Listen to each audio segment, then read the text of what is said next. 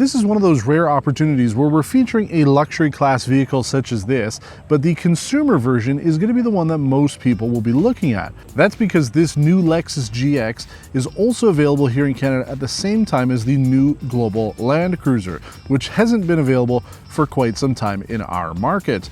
This, my friends, is the 2024 Lexus GX 550 Overtrail Plus. Now, we're going to be going over everything you need to know about this vehicle. The one that we have here in front of us is priced at about $104,000 Canadian. You do have to add some luxury tax on top of that, and then it's about $81,000 in the US. So we're going to go around the entire vehicle, talk about how this compares to the Land Cruiser I drove about a month and a half ago, and everything else you need to know if you're in the market for one of the most capable mid-size luxury off-roaders. For the 2024 Lexus GX, there is only one engine option, this 3.4-liter twin-turbo V6 producing 349 horsepower, that's 48 more than the previous generation, and 479 pound-feet of torque, which is 150 pound-feet more than the previous generation. All of them come with the 10-speed direct shift automatic transmission as well as full-time four-wheel drive. There is no way to put this vehicle into two-wheel drive mode. You have four-wheel drive all the time. Now, Lexus has also improved the towing capabilities. Most models are 9,000 pound tow rating, which is up about 2,500 pounds. You can get a little bit more depending on how you configure it.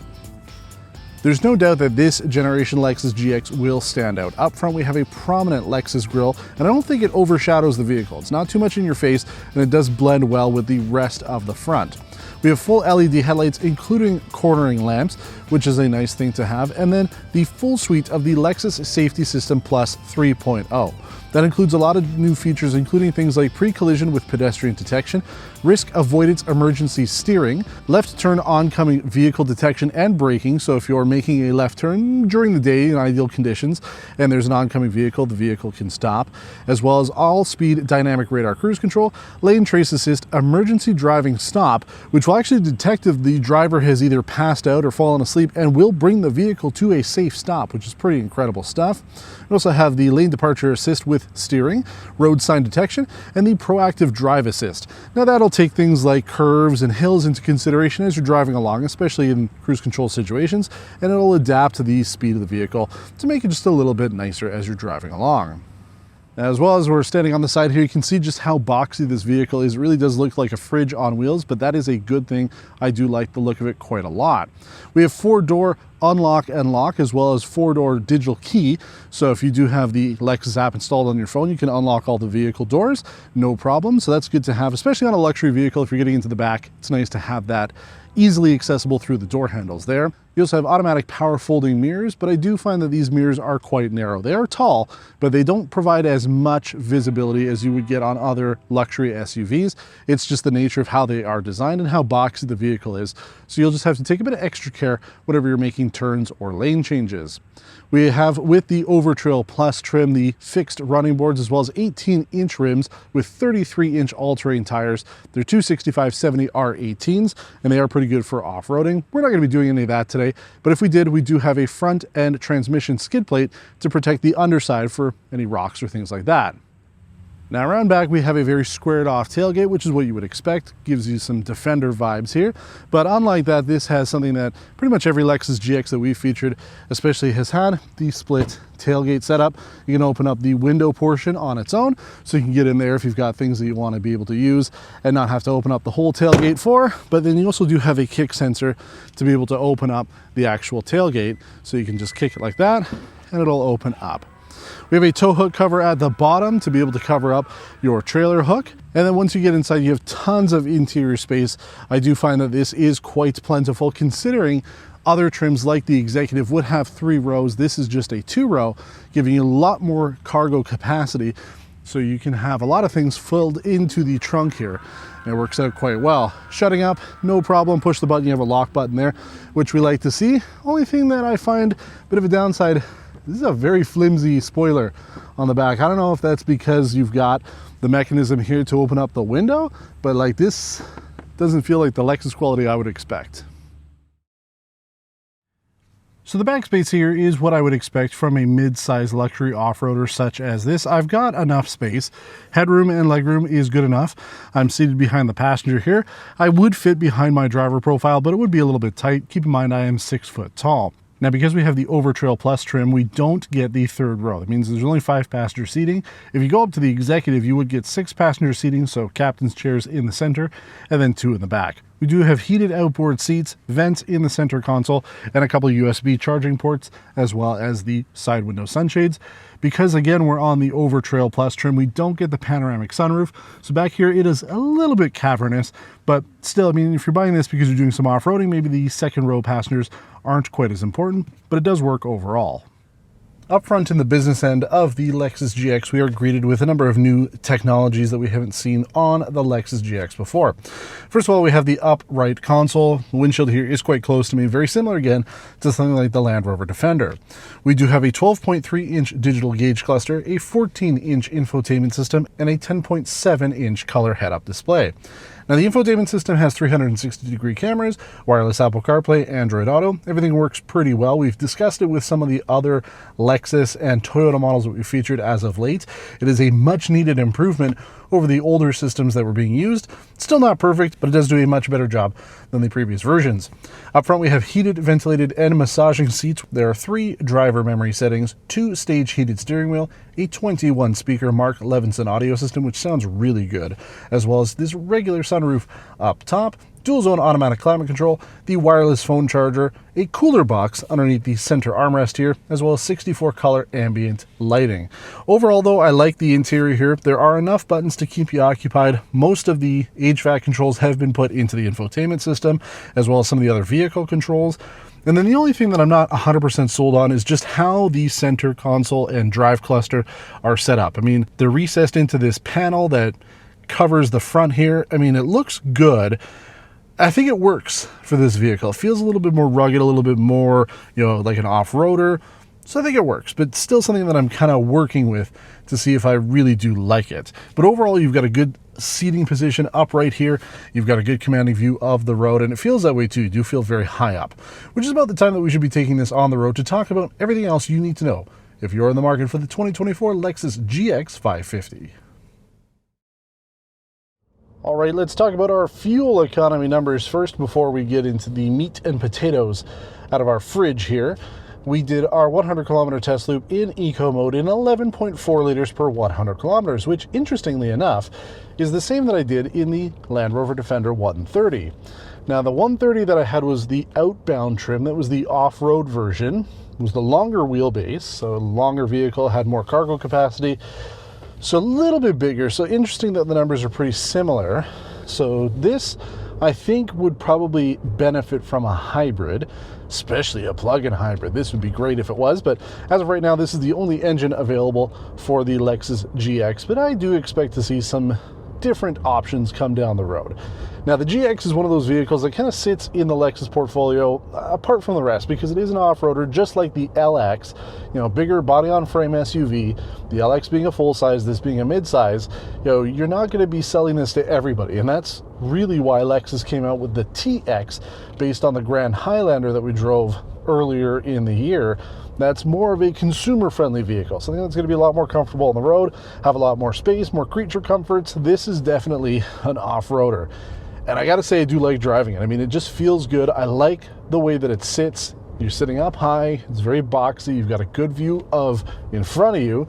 Not so much out of the mirrors, but that's fine. You don't have to worry too much about that as long as you're paying attention and you've got all the safety tech enabled, so that's fine. But that's why I say it doesn't cater to everybody. This isn't going to be the vehicle that every buyer is going to be looking at because there aren't really a lot of competitors. Essentially, it's just the Land Rover Defender because BMW doesn't make a proper off-road vehicle. Mercedes, the G-Wagon, it's way too expensive compared to this. I mean, it's double the price just to get in the door. So this is a much more affordable option, and at about $104,000 Canadian, it is very competitive. So if you're looking between this and the Defender, obviously this will be more reliable, right? Lexus is known for their reliability. I know that this is a new engine for them. For the most part, you expect quality and reliability from Lexus. That's why they have been so successful, and that's why they continue to be successful, because they have that reputation and it shows. So if you want that off-road experience with the luxury as well as the reliability, this is the clear choice. Now, I do have to mention these seats. they weren't as comfortable as I was expecting. For short drives, it's fine, no problem whatsoever, but during my 2.5-hour drive home, I was starting to get a little bit of leg fatigue, which I was quite surprised by. I was expecting it to be a little bit better than that. The massage functionality works fine enough, but it didn't alleviate that issue for me. So the seats, for a big guy at least like me, could be a little bit better. But aside from that, though, everything else works. I do fit in here. You know, it is a little bit tighter, right? The door card is just a little close to my arm, but if you've got the window down, it's nice and comfortable to be able to have your hand sitting on the top of the window there. So that's fine, but I do like it. I mean, it drives very well. Considering this is an off-road trim, the Overtrail Plus, you don't hear a lot of the road noise, and a lot of that is because this is a Lexus, so there's active noise insulation. The windshield is laminated and acoustically sound, so there's things like that that help to reduce your overall road noise. But the drive and ride is actually surprisingly good for an off-road type vehicle. I'm pleasantly surprised by it, in fact, because I figured it would be a little rough, kind of maybe more like a Bronco or a Jeep Wrangler, but no, it's quite smooth for an off-roader. It's still not going to be as good as, say, a Lexus TX. As I mentioned, this is going to be more capable, obviously, and you're going to be using more fuel with that four-wheel drive system that you cannot turn off. It is always running, so a couple things like that. But if you're in the market for a luxury class vehicle like this, and you're looking specifically at the Lexus GX, yeah, there's a reason why you're looking at it, right? You want something that has this capability. But as I mentioned earlier when we first introduced this vehicle, as this is based on the global Land Cruiser now, is that going to be a more popular vehicle? Because yes, Lexus has prestige, and the GX, you know, you see when you know that somebody is interested in off-roading, they've got the money to be able to afford it. But the Land Cruiser name has a lot more prestige to it than even a Lexus GX can have. So I'll be interested to see if there are buyers out there who originally owned a Lexus GX or owned some other form of Lexus, and now that the Land Cruiser is back in Canada, is that the one that they would choose over this? Because it is going to be less expensive. You're not getting quite as much stuff, but the fundamentals are more or less the same. And the drive and ride is pretty similar to what we drove when I was doing the Canrecce with Toyota Canada a couple months ago with the Land Cruiser first edition that we had there. So I'd be curious to see it. Again, it's one of those rare opportunities where a brand has a vehicle that is more popular, not just because of sales. Obviously, consumer grade vehicles always outsell their luxury counterparts, but I mean the brand recognition of Land Cruiser. Ooh, it really is up there with the Defender. So let me know in the comments below, is the Land Cruiser the vehicle for you, or would you go with the GX if you had the money? If money really wasn't an option and you could afford that like $25,000, $30,000 price difference between the two, which one would you go for? I'm kind of leaning towards Land Cruiser just because it's cooler. I like the name. I like the look of it. This does look great. I like the way that it looks. I like the way that it drives and everything. I would probably go with the executive trim though, so you're going to be spending a little bit more to get more of that, because I just don't do off-road. So for me, it works well, but it's not the one that I would go with necessarily. However, I've liked it a lot more than I thought. As again, I mentioned, since I don't do any off-roading, I don't really chase after these types of trims, but I've enjoyed my drive with it. And I gotta say, man, it looks cool, right? You're driving down the street, you've got the big tires, the big rims. Well, not really, right? They're small rims, but big tires. But it just looks really cool as you're driving along. And then this earth tone has really grown on me. Again, wouldn't be the choice I'd go with. There's a couple greens and blues and colors in between that are very nice. But this does kind of give you more of like a military spec feel to it, right? So I do like it. I've come to like it quite a bit more than I thought I would. So that's something to note. But as I mentioned outside, the trim on the back is a little wonky. The interior here, while it's functional and everything, losing out on some of the buttons I'm not a big fan of. The infotainment, there's just some weird quirks about it, like it continuously goes to the default map mode here. I prefer 3D mode and zoomed in a little bit more, but every time I get into it, it just resets itself to that. So a couple small things like that that are a bit of a downside to it, but for the most part, I mean, I think it's a really solid vehicle. I think that really the way that this will compete better against something like the Land Rover Defender is having different engine options. We saw with the Defender, we had the inline six, we had the V8, and then they also have a plug-in hybrid in Europe. We should be getting that one pretty soon too here. So a couple things like that would make this a lot better, because I've been driving around here, you know, it's obviously not doing 11.4 anymore now that I'm in town. So I'm using up a lot more fuel than I would be. A plug-in, for me, would be killer. So I would like to see if they do like a GX 550H Plus like we saw with the RX. So Lexus, that's what I want. I would get one of these as a plug-in hybrid.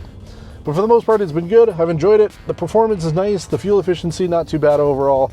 Everything that you would really want out of a mid-size luxury off-roader, and nothing you don't. So I really have enjoyed this vehicle, and I think you will too if you're in the market for it. But comparing this to the Defender, that's where it comes down to. I think, again, as I mentioned, I would probably take the Land Cruiser over this, but then I would probably take the Defender over this just because the Defender is so cool, and I love it. It's one of my favorite SUVs. Still is my favorite SUV that we featured this year. So it is hard to compete, but excellent job from Toyota.